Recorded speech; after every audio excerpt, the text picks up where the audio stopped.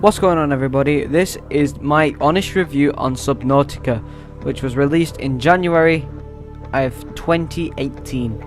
Subnautica was a game that was in development for around 3 years, probably even 4, just skimming the line, and it was released kind of early to us in January of 2018, with the Xbox version still kind of in development, kind of released at the same time, and the PlayStation 4 port on the way. Now, I'm here to tell you guys if it's worth the buy, if it's worth the play, how good of a PC you need for this game, and also if I would recommend the game to anybody who's not into survival games. So, without further ado, let's roll straight into Subnautica. I hope you enjoy my honest review.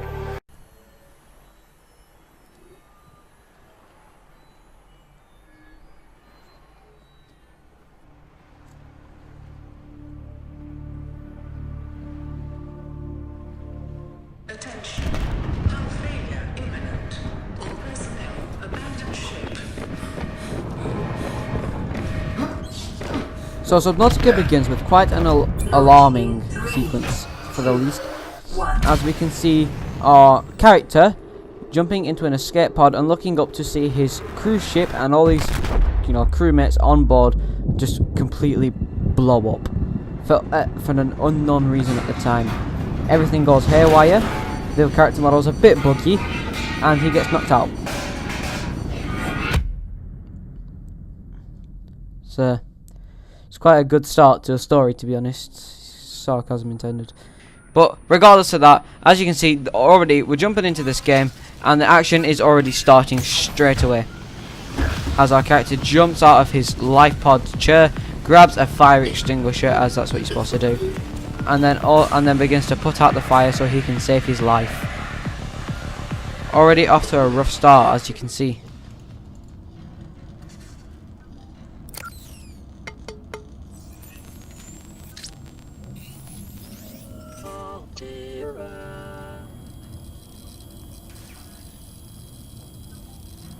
You have suffered minor head trauma. This is considered an optimal outcome. This PDA has now rebooted in emergency mode with one directive: to keep you alive on an alien world. Please refer to the databank for detailed survival advice. Good luck.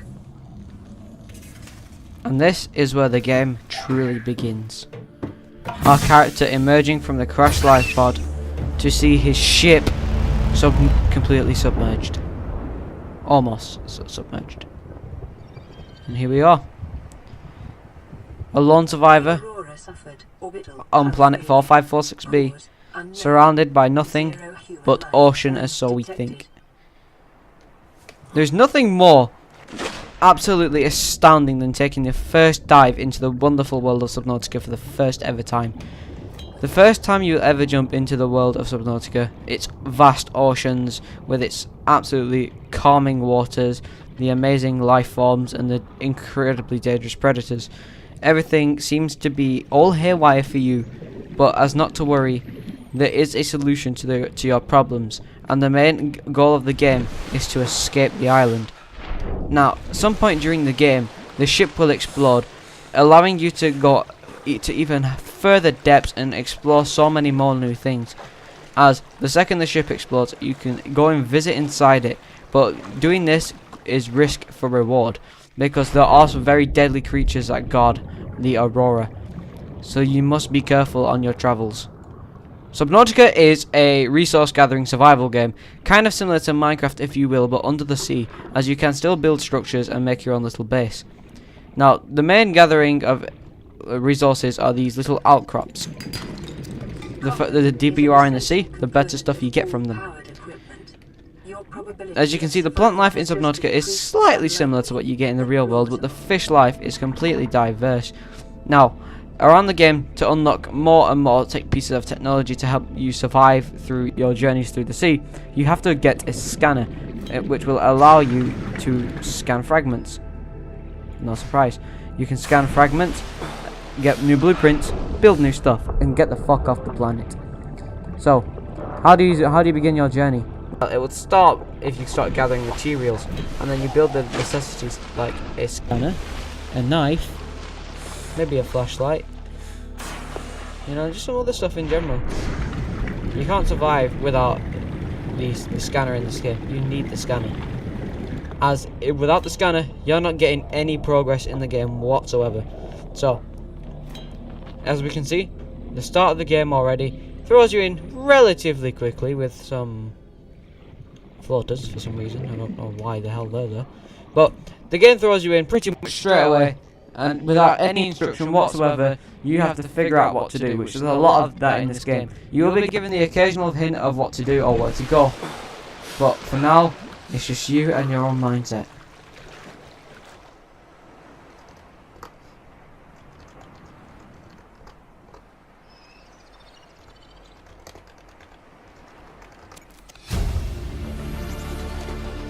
New blueprint acquired. The Sea Glide will increase your effective exploration range. For your safety, please pack supplies for long journeys and stay within 5 kilometers of the nearest life pod or habitat. The scanner can be used to synthesize blueprints from salvage technology and to record alien biological data. Weapons were removed from standard survival blueprints following the massacre on Abraxas Prime. The knife remains the only exception. The Builder tool is designed to construct habitats capable of withstanding extreme environmental conditions.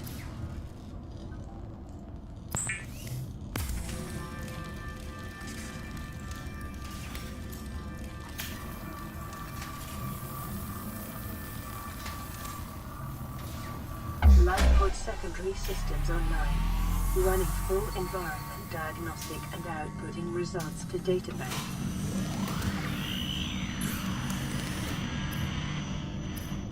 Radio online. Broadcasting emergency distress signal.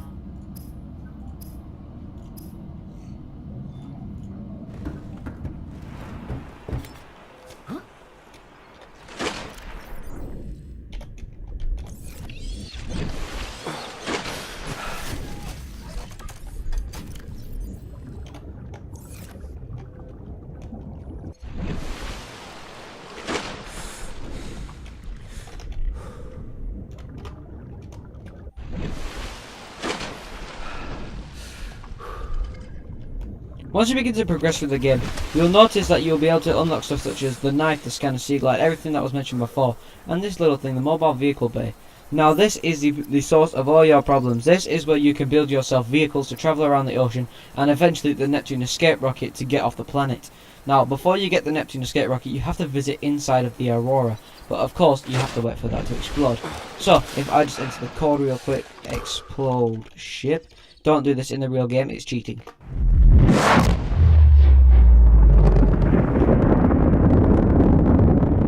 As you can see, that blast radius is massive, as it even blew this thing away.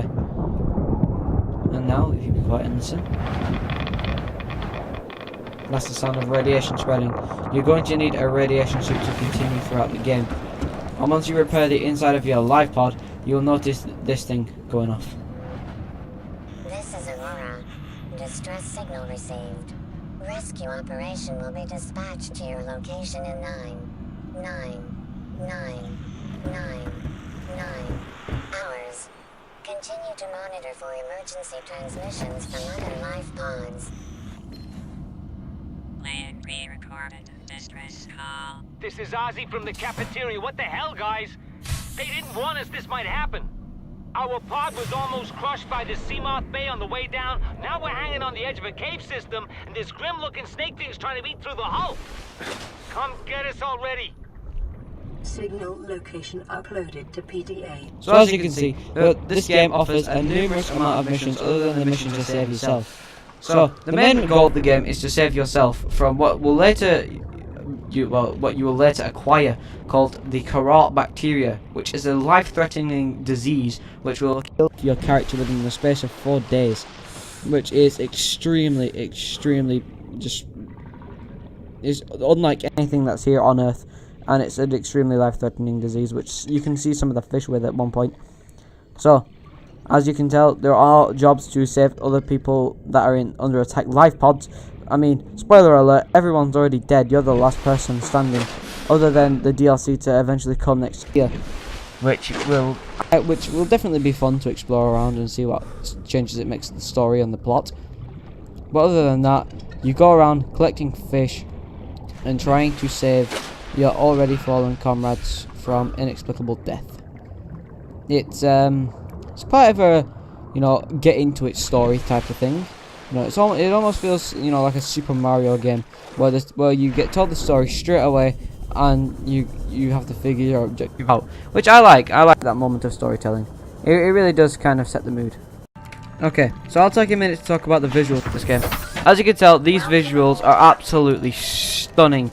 This is one of the best looking games to ever come out on Steam, or even a console for that matter. This game is beautiful.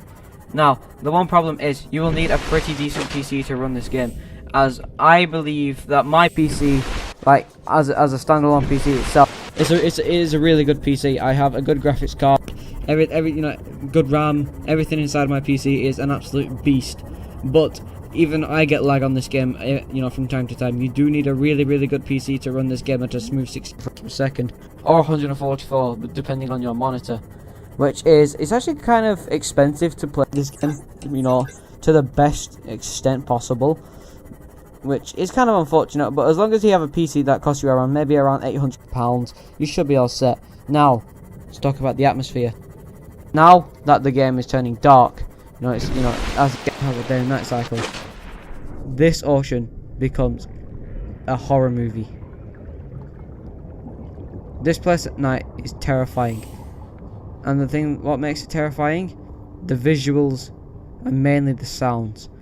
Like, you can't hear much now, but if I pop up to the surface a minute and I can see that there's a big smoke cloud in front of me, there is the aurora just there. There's another big smoke cloud behind me. There's this planet, and then there's the moon as well. But when I journey further into the depths of the sea, we will begin to encounter some predators, which in this game are deadly, including you, the stalker. You will find these predators like the stalker or the sand shark kind of often, and they're not that big of a threat compared to the bigger predators that lurk further down in the ocean. But when we get close to a massive predator such as the Reaper, we hear its sounds. Oh, and also, starvation and thirst is a thing in this game, don't forget it. Now, if you just listen very closely, for at one moment it could be dead silent, but then happy music kicks in. You start to think, well, this ain't so bad. You know, what could go wrong? But then you take another listen for the ambient sounds. Take a listen.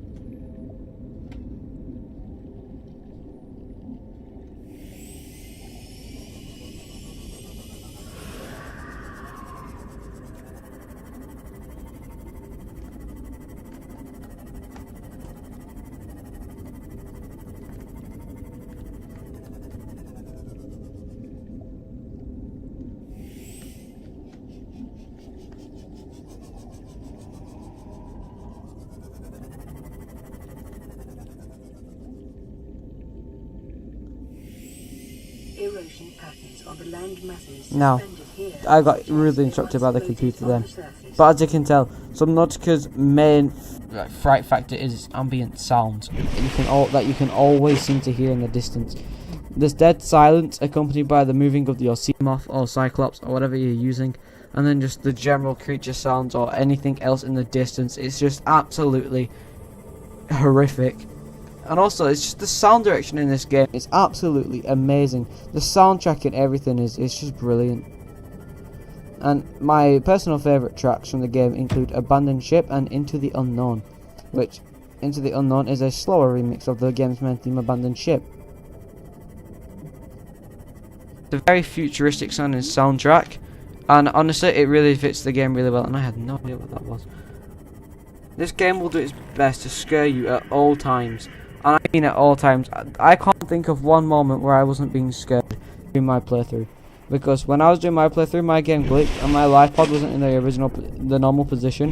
It had drifted all the way back there into a predator territory, which made it even scarier for me to actually journey out into the depths. And again, the silence. It makes you wonder what's going to pop out next. Honestly, sound direction in this game and graphics wise, it's 10 out of 10. It's brilliant. The more you explore Subnautica's vast landscape and depths, you will be rewarded heavily, whether that's within, you know, the inclusion of better material, better equipment, or storing information. If you head towards, I don't know which direction this is, I don't have a compass, I think it's north. If you head north of the spawning life pod, you'll come across an island. And that noise there, yes, shut up. That noise, that roar. We listen again.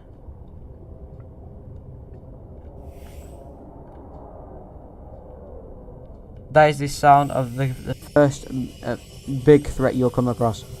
The Reaper Leviathan. Now this thing terrifies me.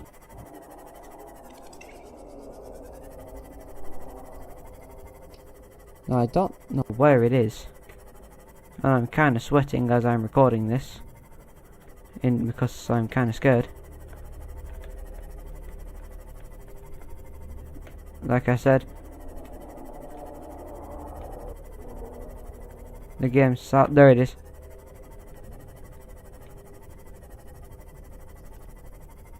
Just like I said, the game's sound direction and its overall looks just terrifies you. But if you manage to overcome your fear of the beast below, you'll come across this. Now, I'm not going to reveal what this is, because it's so loud, it's scary. Because if I reveal what this is, it's going to give away massive story spoilers. And I don't want to do that in case you guys want to play this game. So, I'm not going to tell you what that is. I'm just going to give you a look at it. But because I'm in creative mode, let's go and give our friend a little nudge. Jesus Christ. And here he comes, here he comes. Oh shit! Yep. Holy shit, he's aggressive. Yep, as you can tell, this thing is relentless. If you ever come across this thing, I wouldn't stick around to try and, you know, fight for your life. I would get the hell out of where you are.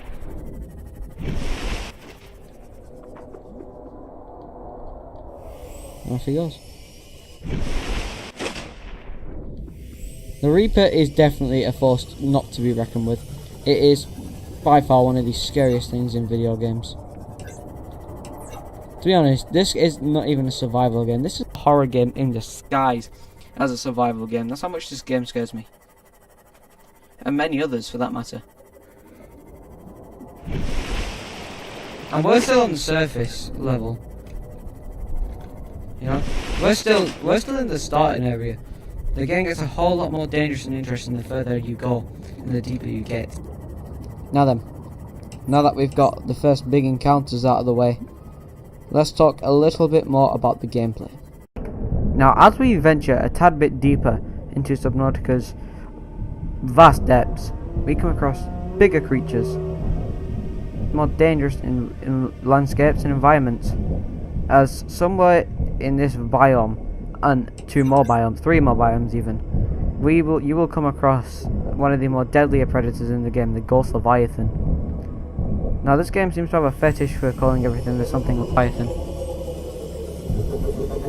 But I'm not here to tell you about the game's, you know, overall integrity. I'm here to show you what this game is.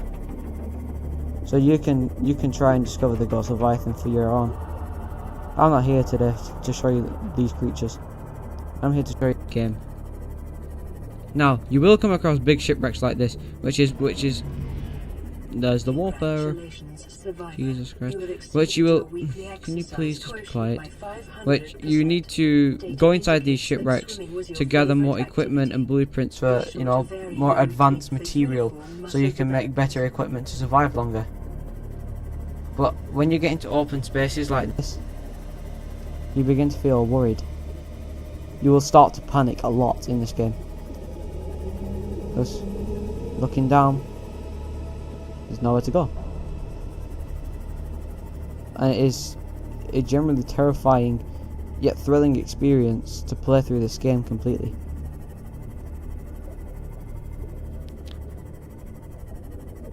But if it looks like all else fails and there is no path ahead, keep going a tad bit deeper, because you'll never know what you find in this game. Either you'll find an entrance to a new biome, a completely new place, or the next section to a biome you're in. Yes, Walper, we'll come on to you eventually. Actually, no, we won't, because I don't like it. But here we are. The entrance to the deep Grand Reef. Now this is where real danger begins to attack you, as this is where more story development takes place. So again, this game is risk against reward, and with all that risk will come great reward, guaranteed, whether that's your story information or more equipment. But venturing into a space like this without knowing what's ahead for the first time, you will travel slowly, you will be scared, you will sweat. Now I'm only sweating now because it's a very hot day, but if I venture around this place a little bit more, hopefully not get attacked by a predator, we will discover a very interesting predator, the crab squid, which is guarding this thing, an abandoned base, because Detecting a titanium mass Ooh. somewhere in this area. Unable to confirm whether it originated on the Aurora. so when you get into this game, you find out you are not the first people to visit 4546B. Oh, that scared me. There were people before you, and guaranteed there will be after.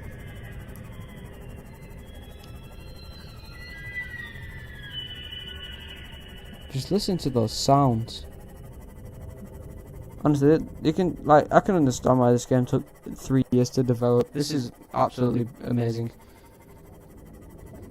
It's brilliant how far and extensive some game developers go. It's amazing. I love it. But I don't want to give away too much about this game because it will spoil it. Because anything you say about this game will spoil it.